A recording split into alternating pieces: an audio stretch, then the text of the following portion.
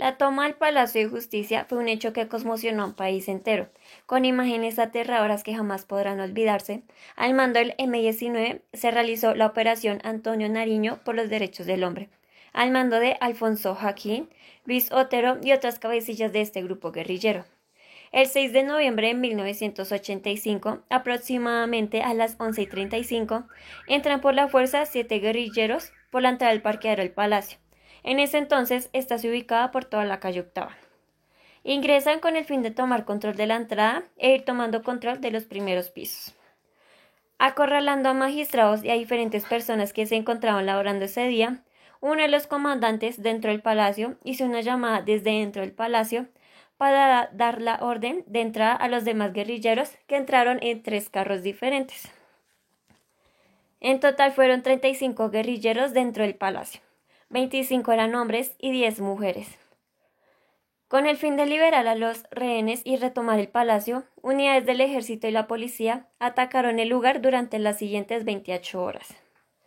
En medio de los combates murieron 33 guerrilleros, 13 miembros de las fuerzas públicas y 43 civiles, entre quienes se encuentran 10 magistrados de la Corte Suprema de Justicia y su presidente Alfonso Reyes Echandía. Los sucesos violentos del Palacio de Justicia tuvieron un amplio cubrimiento por radio y televisión, a pesar de las restricciones que el gobierno impuso en la noche para impedir a los noticieros transmitir los sucesos en directo. De la misma forma, durante los siguientes 36 años, la toma y retoma han sido temas no solo de encendidos debates políticos, sino también de programas periodísticos, documentales y obras de teatro y también películas. ¿Por qué el ataque al palacio? ¿Qué había allí de interés para el M-19? En días anteriores, los magistrados se habían visto en diferentes amenazas de muerte porque dentro del palacio se encontraban los expedientes que contenían los procesos de los extraditables.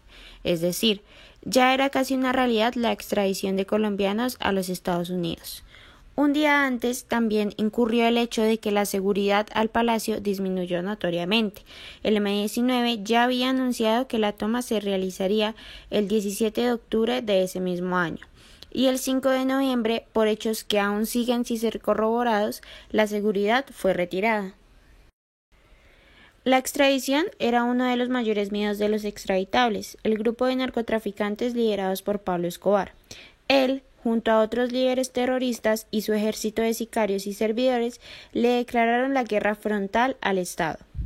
El M-19, reconocido por ser el grupo que ideó y perpetró la toma, trazó el plan para tomarse el palacio y hacerle un juicio político al presidente Belisario Betancur, tras el incumplimiento de los acuerdos del 24 de agosto de 1984.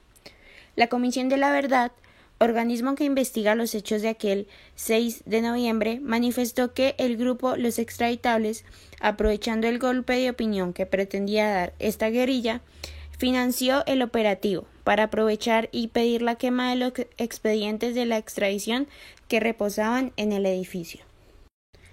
El orden cronológico de los hechos puede describirse de la siguiente manera. A las 11:35 am comienza el operativo de la toma del Palacio de Justicia por parte de los guerrilleros del M-19 al mando de Luis Otero Cifuentes.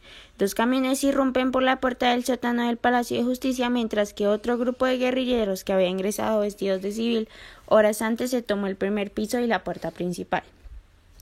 A las 12 del día, los guerrilleros del M-19 toman el control total del edificio y toman como rehenes a los magistrados de la Corte Suprema de Justicia, el Consejo de Estado, empleados y visitantes.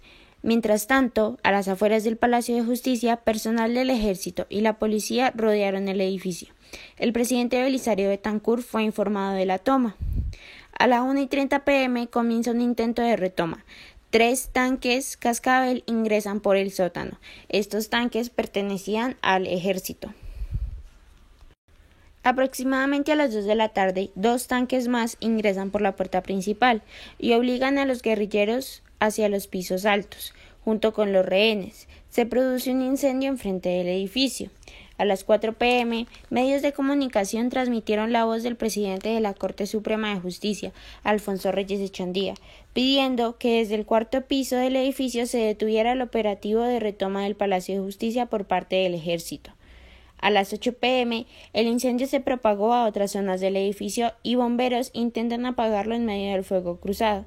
Sin embargo, el ejército sigue en el tercer piso, sin poder avanzar hacia el cuarto piso, donde los guerrilleros del M-19 se atrincheraron en los baños junto a un número importante de rehenes, incluyendo al presidente de la Corte Suprema de Justicia, Reyes Echandía. 2 a.m. se reinicia el fuego cruzado entre guerrilleros y miembros del ejército.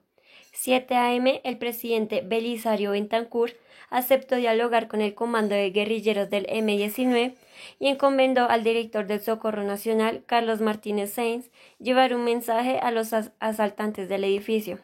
8:30 a.m. el consejero de Estado Reinaldo Arciénagas fue liberado por los guerrilleros del M-19 para llevar un mensaje al presidente Betancur y permita el ingreso de la Cruz Roja y se comienza a negociar.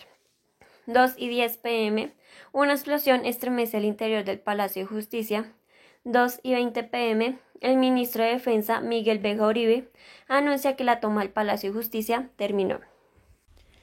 Fueron 2 días que los colombianos no podrán olvidar jamás. Según el noticiero El Periódico, el número de víctimas involucradas en este hecho fueron 94 muertos, entre ellos 11 magistrados de la Corte, decenas de heridos y 11 desaparecidos, de los cuales apenas han identificado a 6, en su mayoría empleados de la cafetería y visitantes.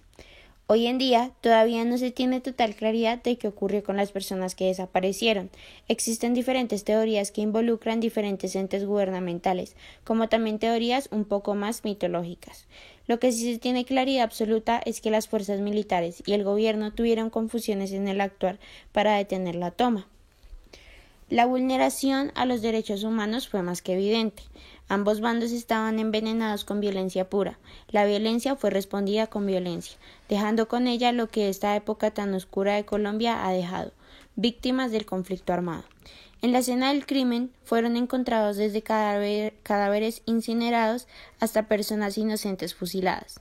Por supuesto, lo que se avecinaba no era el fin, era apenas el inicio para intentar esclarecer todo lo que había pasado, hacer recolección de cadáveres y, por supuesto, no alterar la escena del crimen para poder esclarecer los hechos.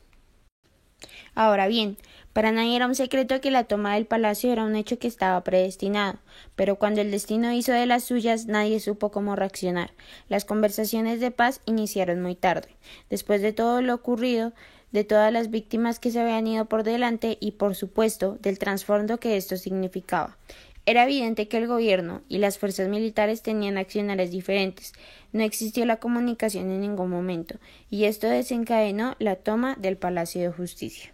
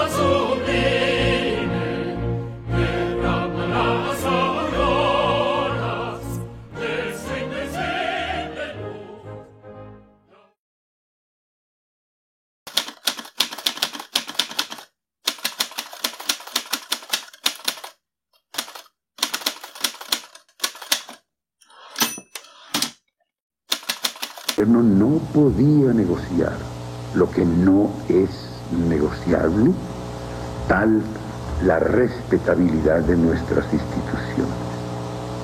Nada se debe hacer bajo el signo de la amenaza. Así lo que se pida parezca minúsculo. Pero el gobierno no quería que se sacrificaran más vidas humanas, porque lo guían la compasión sentida y entendida en su más alto significado y un inagotable afán de paz que ustedes conocen. Yo entré con mis carros, me recibieron a fuego, disparé. No sé. ¿Qué haría usted? La razón de ser de la guerrilla es el acceso al poder. Esa es la razón. El acceso al poder que permita solucionar los problemas económicos y sociales de una patria de las más injustas que hay en América Latina. Esa es la razón de ser de la guerrilla.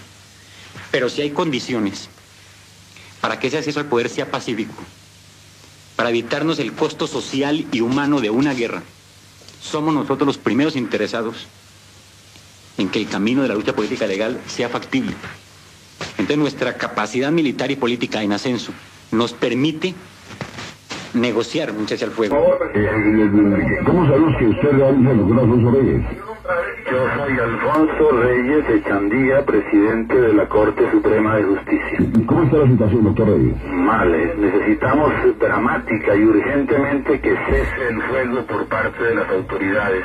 Estamos rodeados del M-19 en varios pisos, en el cuarto piso. Señora, ¿alguna